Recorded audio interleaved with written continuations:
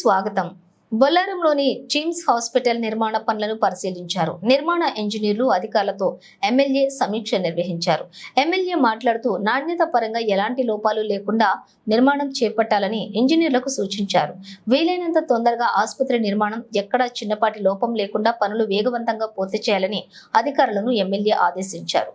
ఆసుపత్రికి సంబంధించిన ఎన్ని బ్లాకులు, ఏ బ్లాక్ ఎక్కడ ఉంటాయని అడిగి తెలుసుకున్నారు. ఇక మన కాంగ్రెస్ ప్రభుత్వం ఆరోగ్యానికి పెద్దపీట వేస్తోందని, ప్రజలు ఆరోగ్యం కోసం పెద్ద ఎత్తున బడ్జెట్ కేటాయిస్తుందని అన్నారు.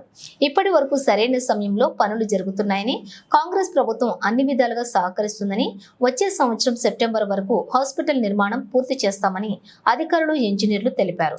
మన కాంగ్రెస్ ప్రభుత్వం చొరవ తీసుకుని కార్పొరేటర్ స్థాయిలో నిర్మాణం చేపడుతోందని, కార్పొరేటర్ స్థాయికి మించి వైద్యం అందించడానికి టిమ్స్ హాస్పిటల్ సన్నద్ధమవుతోంది. అదేవిధంగా ఈ టిమ్స్ ఆసుపత్రి ద్వారా చుట్టుపక్కల ఉన్న 2-3 జిల్లాల పేద ప్రజలకు వైద్యం అందుతుంది. చాలా సంతోషమని ఎమ్మెల్యే అన్నారు. అయితే 1000 నుండి 1200 పడకలకు ఆసుపత్రి నిర్మాణం జరుగుతుంది. ప్రజలకు మరింత సదుపాయంగా ఉండే ఉద్దేశంతోనే ఆసుపత్రిని 1400 పడకలకు పెంచే విధంగా మన ముఖ్యమంత్రి వర్యులు శ్రీ రేవంత్ రెడ్డి దృష్టికి తీసుకుని వెళ్లి ప్రభుత్వం నుండి నిధులు మంజూరయ్యేలాగా నా వంతు నేను కృషి చేస్తానని కంటోన్మెంట్ శాసనసభ్యులు శ్రీ గణేష్ హామీ ఇచ్చారు.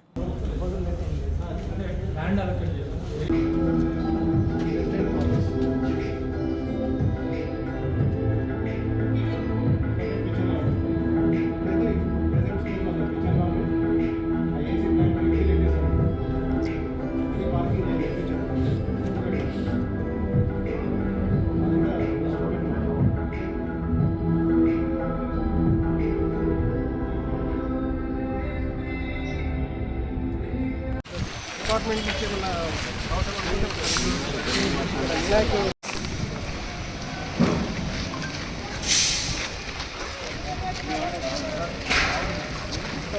1 year 3 months ఉంది.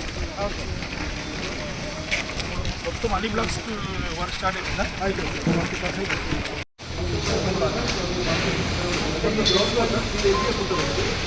మనకి ఇక్కడ ఇంకా 110 కార్స్ పార్కింగ్ ఉంది. మనకి పార్కింగ్ ఉంది. మామూలుగా బండి ఆటోలు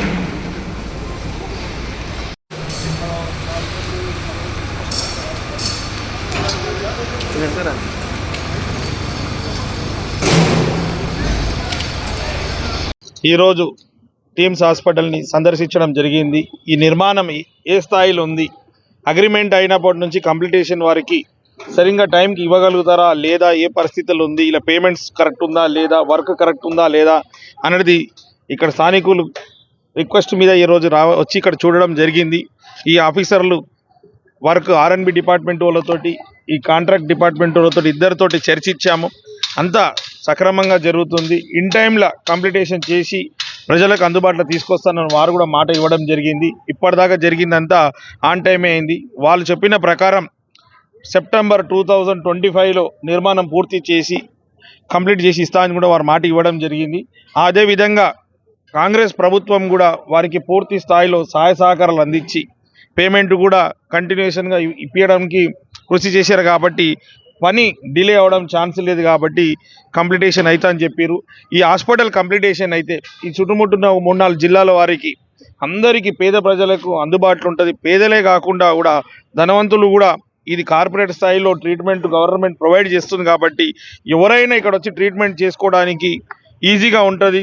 ప్రైవేట్లో వెళ్ళి భారం కాకుండా, ఆర్థిక భారం కాకుండా అందరికీ అందుబాటులో ఉంటుంది. అందరికీ మంచి వైద్యం అందించాలనే ఉద్దేశంతో ఏదైతే ప్రభుత్వం నిర్ణయం తీసుకుందో ఇది కంప్లీట్ అయితేనే అందరికీ అందుబాటులో వస్తే అందరికీ మంచి వైద్యం ఇవ్వడానికి ఆస్కారం ఉంటుంది. కాబట్టి ఈరోజు కంటోన్మెంట్ ప్రజలు కూడా నన్ను గెలిపించారు కాబట్టి నా వంతు బాధ్యతగా ఈ యొక్క ప్రాజెక్టు కంప్లీట్ హాస్పిటల్ పూర్తి స్థాయిలో టైంలో కంప్లీట్ అయి ప్రజలకు అందుబాటులో రావడానికి శాయశక్తుల కృషి చేసి వీళ్ళకు కూడా నేను అడగడం జరిగింది. గవర్నమెంట్ నుంచి ఏమైనా వర్క్స్ ఉంది, ఏమైనా పెండింగ్స్ ఉందంటే నాకు తెలిపితే గవర్నమెంట్ తోటి మాట్లాడి కూడా వీరికి కావాల్సిన ఏర్పాటు చేసి కంప్లీట్ కావడానికి సహకరిస్తానని చెప్పడం జరిగింది.